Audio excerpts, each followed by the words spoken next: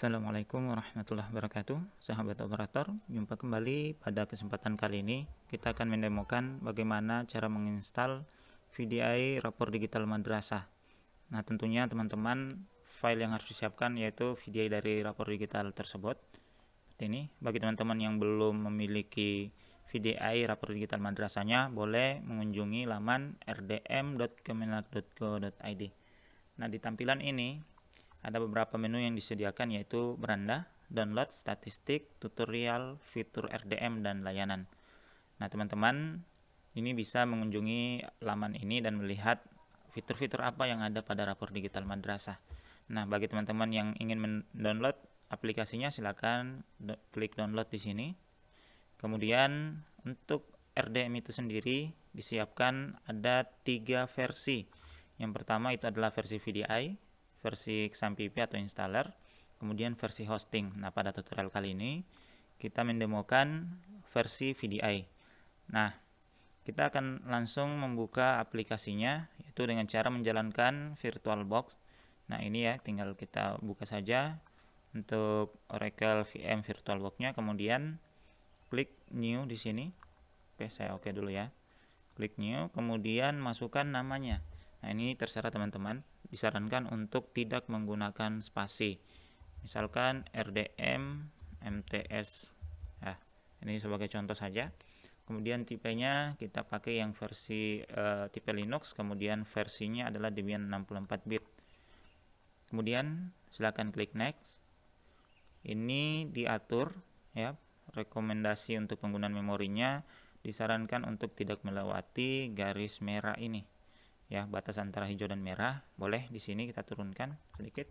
Kemudian kita next. Selanjutnya klik yang di bawah ini, use an existing virtual hard disk file. Silakan diklik. Kemudian klik yang berwarna kuning ini. Silakan klik add ya. Diingat di mana tempat RDM itu disiapkan tadi. Ini versi ya. Versi VDI-nya. Tadi saya simpannya di aplikasi ya, EF ya. Ini nama filenya. Oke. Silakan klik add. Kemudian di F tadi saya simpan, ini ya RDM. Klik sekali atau bisa juga klik 2 kali.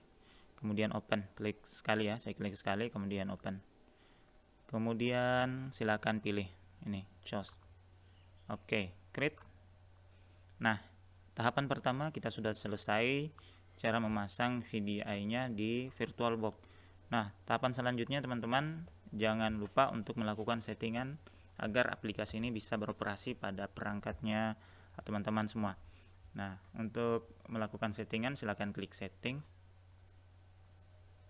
Kemudian di tampilan ini kita hanya melakukan settingan pada 2 pilihan ya, 2 menu ini, yaitu sistem dan network.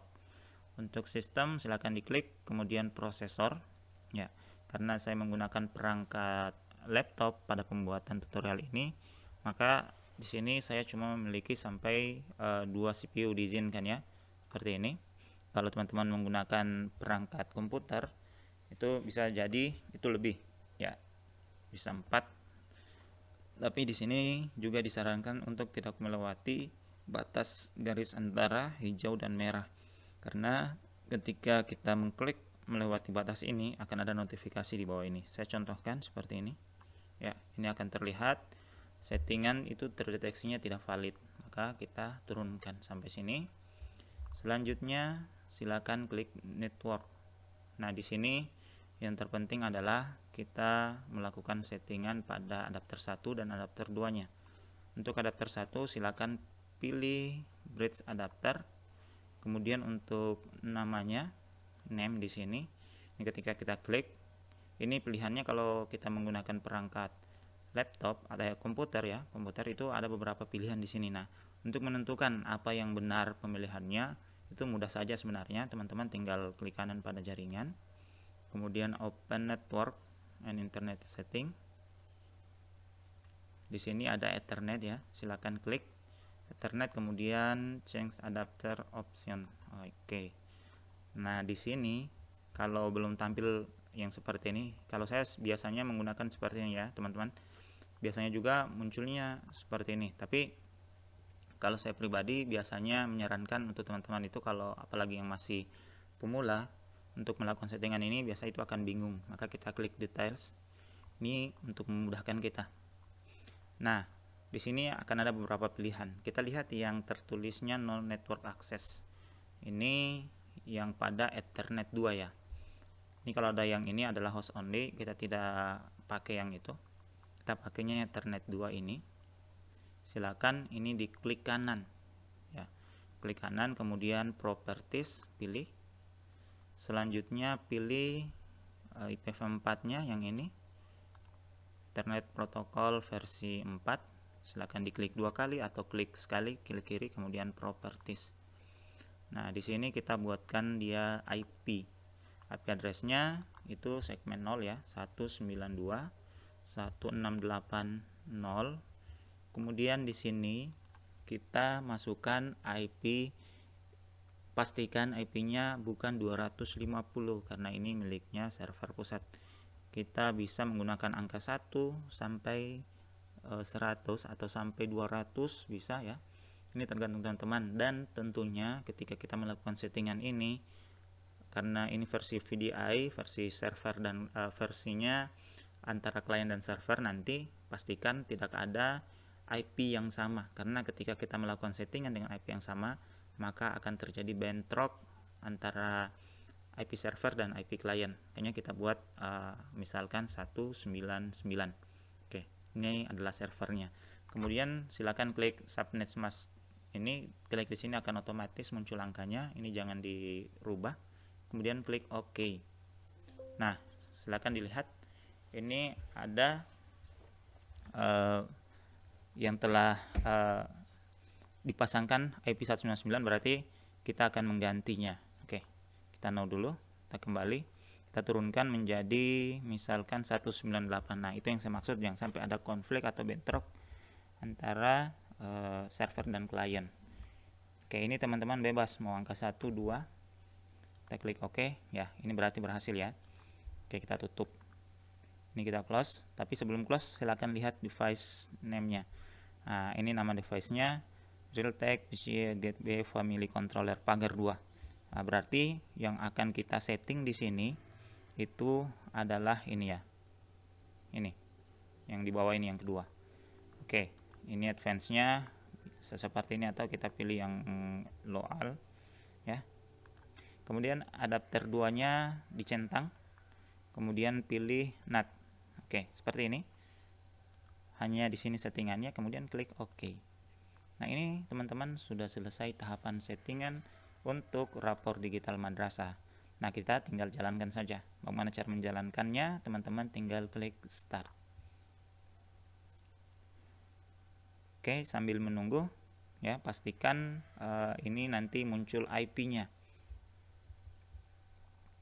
Ya, ini kita tunggu sampai IP-nya muncul di sini 192.168.0.250.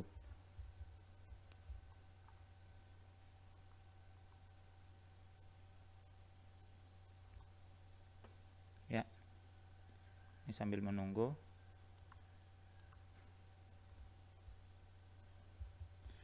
Ya, ini sudah tampil ya teman-teman. Nah, sekarang kita coba login di Google Chrome. Oke, sorry, sini ya, saya pakai Google Chrome saja. Bagi teman-teman yang ingin membutuhkan panduan yang lain terkait cara mengisi nilai pada rapor digital madrasah, kami juga sudah siapkan tutorialnya. Ini saya siapkan di sini ya. Nanti saya akan siapkan di deskripsi pada video ini. Nah, ini ada beberapa yang kami siapkan tutorial rapor digitalnya. Oke, sekarang kita coba untuk memasukkan IP tadi. Kita akan membuka rapor digital madrasahnya 192.168.0.250. Ini ya, kita akan memanggil IP yang ini. Oke, 250. Kemudian enter.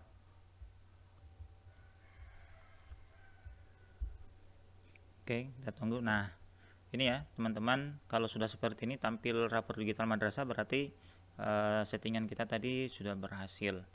Nah, untuk tutorial registrasi rapor digital madrasah. Kita akan bertemu pada tutorial selanjutnya. Terima kasih. Jika ada hal yang ingin ditanyakan, silakan teman-teman bertanya pada kolom komentar. Baik, demikian tutorial penginstalan rapor digital madrasah versi VDI. Semoga bermanfaat.